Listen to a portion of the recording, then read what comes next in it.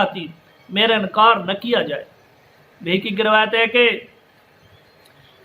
سرشت عرش کے دروازوں سے مالک ہے، جب رحم میں تشکیک واقع ہو جائے اور گناہوں پر عمل بڑھ جائے اور احکام الہی پر عمل نہ کرنے پر جرت پیدا ہو جائے تو اللہ تعالیٰ سرشت کو بھیجتا ہے جو اس کے قلب پر حاوی ہو جاتی ہے اور اس کے بعد اس کے گناہوں کا شعور باقی نہیں رہتا۔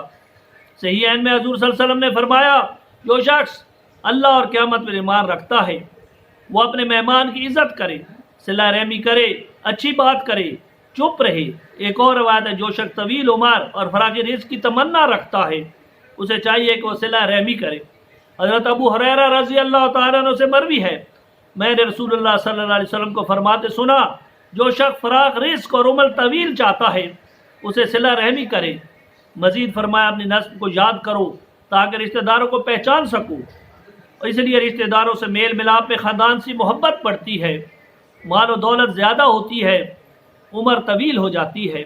بزاد اور حاکم کی روایت ہے کہ جو شخص یہ تمنا رکھتا ہے کہ اسے عمر طویل ہو، رزق میں کشادگی ہو اور بری موت سے بچ جائے تو اللہ تعالیٰ سے یا ڈرے یا صلہ رحمی کرے۔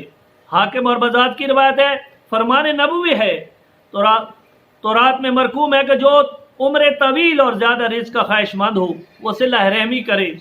ابو العالیٰ نے بنو خشیم کے ایک شخص سے روایت ہے، اس نے کہا، میں حضور صلی اللہ علیہ وسلم کی خدمت میں حاضر ہوا، آپ اس وقت صحابہ کرام کے ساتھ تشریف فرما تھے۔ میں نے پوچھا، آپ رسول صلی اللہ علیہ وسلم خدا کا ہونے کا دعویٰ کیا ہے؟ آپ نے فرمایا، آپ نے رسول خدا ہونے کا دعویٰ کیا ہے؟ آپ نے فرمایا، ہاں۔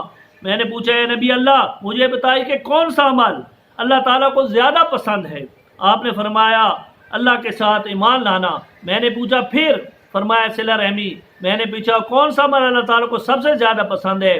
تو آپ نے فرمایا، اللہ تعالیٰ کے ساتھ کسی کو شریک نہ ٹھہرانا۔ میں نے پوچھا، اس کے بعد؟ فرمایا، قطع رحمی۔ میں نے پوچھا، پھر؟ آپ نے فرمایا، برائیوں کی ترغیب دینا اور نیکی سے روکنا۔ بخاری و مسلم میں روایت ہے، حضور صلی اللہ علیہ وسلم اونٹنی پر سوار ہو کر صحابہ کے ساتھ سفر میں جا رہے تھے۔ ایک بدو نے آ کر آپ کی اونٹنی کی مہار پکڑ لی اور کہا، حضور مجھے ایسا عمل بتائیے جو جنت سے قریب اور جہنم سے دور کر دے۔ آپ ٹھہر گئے اور صحابہ کرام کی طرف دیکھ کر فرمایا، یہ شخص ہدایت یافتہ ہو گیا ہے۔ حضور صلی اللہ علیہ وسلم نے بدو سے فرمایا کہ اپنا سوال دہراؤ۔ اس کے دہرانے پر آپ نے ارشاد فرمایا، اللہ تعالیٰ کو لا شریک جان کر اس کی عبادت کر، نماز پڑھ، زکوٰۃ دے اور صلہ رحمی کر۔ آپ میری اونٹنی کی مہار چھوڑ دے۔ جب بدو چلا گیا تو آپ نے فرمایا، اگر یہ ان باتوں پر عمل کرتا رہا تو جنت میں جائے گا۔ طبرانی کی روایت ہے، آپ نے فرمایا، ایک قوم ایسی ہے کہ اللہ تعالیٰ اس کے شہروں کو آباد کرتا ہے، اس کے مال کو بڑھاتا ہے، اور جب سے انہیں پیدا کیا کبھی ناراض نگاہ سے نہیں انہیں دیکھا۔ پوچھا گیا، وہ کیوں؟ آپ نے فرمایا، اس قوم کے صلہ رحمی کی وجہ سے۔ مسند احمد کی روایت ہے کہ جسے نرمی دی گئی ہے اسے دین اور دنیا کی بھلائی سے حصہ دیا گیا ہے۔ اچھی ہمسائیگی اور حسن خلق کا نتیجہ شہروں کی آبادی اور عمروں کی درازی ہے۔ ابو الشیخ ابن حنان اور بھیکی کی روایت ہے، یا رسول اللہ، سب سے بہتر انسان کون سا ہے؟ صحابہ نے سوال کیا، آپ نے فرمایا، رب سے زیادہ ڈرنے والا، زیادہ صلہ رحمی کرنے والا اور نیکیوں کا حکم دینے والا، برائیوں سے روکنے والا۔ طبرانی کی روایت ہے کہ حضرت ابو ذر رضی اللہ تعالیٰ کہتے ہیں کہ مجھے حبیب خدا صلی اللہ علیہ وسلم نے چند اچھی چیزیں کی وصیت فرمائی ہے، اور یہ ہیں، میں اسے اپنے اوپر والے کو نہیں بلکہ نیچے والے کو دیکھوں، میں یتیموں سے محبت رکھوں، ان سے قریب رہوں، میں صلہ رحمی کروں اگر رشتہ دار پیٹھ پھیر جائیں، اللہ تعالیٰ کے معاملے کسی سے نہ ڈروں، سچی بات اگرچہ تلخ ہو میں کہتا رہوں، لا حول ولا قوت الا باللہ کثرت سے پڑھتا رہوں، کیونکہ یہ جنت کا خزانہ ہے۔ صحیح ان کی روایت ہے، ام المومنین حضرت میمونہ حضور صلی اللہ علیہ وسلم سے دریافت کیا، بغیر اپنی لونڈی کے آزاد کر دی۔ جب حضور صلی اللہ علیہ وسلم کے جہاں تشریف لائے تو انہوں نے کہا، یا رسول اللہ، آپ کو معلوم ہے میں نے اپنی لونڈی کو آزاد کر دیا ہے۔ آپ نے فرمایا، واقعی؟ عرض کی، جی ہاں۔ آپ نے فرمایا، اگر تو لونڈی اپنی خالہ زاد کو دے دیتی تو تمہیں بہت زیادہ ثواب ملتا۔ ابن حبان اور حاکم کی روایت ہے کہ حضور صلی اللہ علیہ وسلم کی بارگاہ میں ایک شخص حاضر ہوا اور کہا کہ میں نے بہت بڑا گناہ کیا ہے، توبہ کی کوئی صورت بتلائیے۔ آپ نے پوچھا تیری ماں زندہ ہے؟ کہا نہیں۔ آپ نے فرمایا تیری خالہ زندہ ہے؟ عرض کی ہاں۔ یا رسول اللہ صلی اللہ علیہ وسلم نے فرمایا اس کی خدمت کرو، یہی صلہ رحمی ہے۔ بخاری وغیرہ میں ہے کہ صلہ رحمی یہ نہیں کہ ملنے جلنے والے رشتہ داروں سے میل ملاپ برقرار رکھے، بلکہ صحیح صلہ رحمی یہ ہے کہ رشتہ دار تعلق منقطع کر چکے ہیں ان سے بھی میل ملاپ برقرار رکھے۔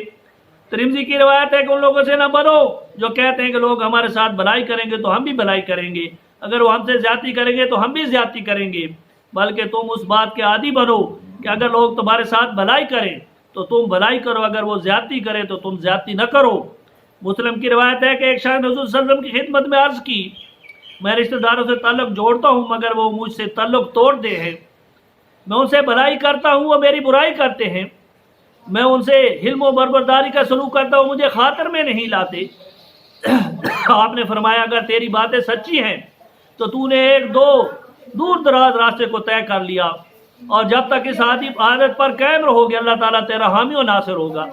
طبرانی ابن خزیمہ اور حاکم کی روایت ہے کہ سب سے بہترین صدقہ کینہ پرور رشتہ دار کو کچھ دینا ہے۔ حضور صلی اللہ علیہ وسلم اس فرمان کا بھی مطلب یہی ہے جو رشتہ دار تجھ سے تعلق منقطع کر لے تو اس سے جوڑ۔ بزاز حاکم طبرانی روایت ہے کہ جس میں یہ تین صفات پائی جاتی ہیں کہ اس کا حساب انتہائی آسان ہو۔ صحابہ نے عرض حضور وہ کون سی؟ حضور نے فرمایا تجھے محروم رکھے تو اسے دیتا رہے، جو تعلق تجھ سے توڑے تو تعلق جوڑتا رہے، اور جو تجھ پر ظلم کرے اسے معاف کرتا رہے، تیرا ٹھکانہ جنت ہوگا۔ احمد کی روایت ہے کہ حضرت عقبہ عامر رضی اللہ عنہ کہتے ہیں میں حضور صلی اللہ علیہ وسلم کی خدمت میں حاضر ہوا اور آپ کا دست اقدس تھام کر عرض کی یا رسول اللہ مجھے بہترین اعمال بتائے۔ آپ نے فرمایا عقبہ قطع تعلق کرنے والے سے صلہ رحمی کر، جو تجھ سے محروم کرے اسے عطا کر، جو تجھ پر ظلم کرے اسے معاف کر دے۔ حاکم کی روایت میں ہے کہ جو درازی عمر اور فراخی رزق کی آرزو رکھتا ہے وہ صلہ رحمی کرے۔ طبرانی کی روایت حضور صلی اللہ علیہ وسلم نے فرمایا لوگوں میں تم کو دنیا اور آخرت کی بہترین عادتیں بتلاتا ہوں، تم تعلقات منقطع کرنے والے رشتہ داروں سے صلہ رحمی کرو، جو تم کو محروم رکھے اسے دیتے رہو، جو تم پر زیادتی کرے اسے معاف کرتے رہو۔